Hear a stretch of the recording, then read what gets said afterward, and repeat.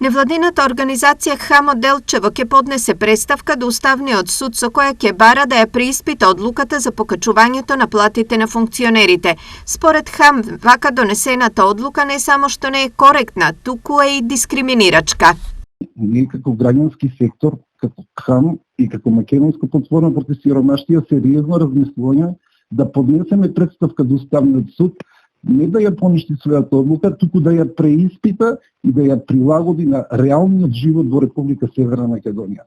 Сите мораме да бидеме еднакви, сите имаме право на живот, а сметаме дека средствата кои ще ги добиваат најранливите категории граѓани се недоволни за живот.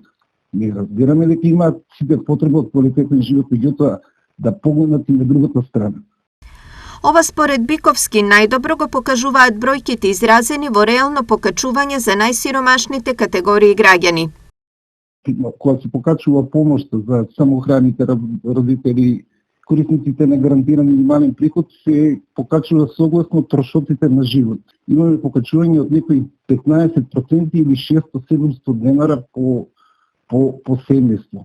Од друга страна се покачува со одлука на Уставен суд приходите за 70 и нешто повеќе проценти на функционерите и донесувачите на одлуки.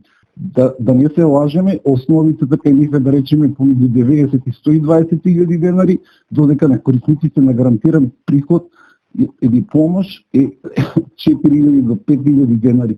Со која основа би се качиле таму средствата, со која основа би се качиле тука. Реакцијата на КХАМ е уште една од низата кои деновиве ги има во јавноста откако Уставниот суд донесе одлука со која се укинуваат 2 члена од Законот за плата на функционерите, со што се овозможува покачување на истите за 78%. По одлуката на Уставен од владата истакнаа дека се разгледуваат можности за намалување на коефициентите за пресметка на плата кај именуваните лица за кои има законска можност.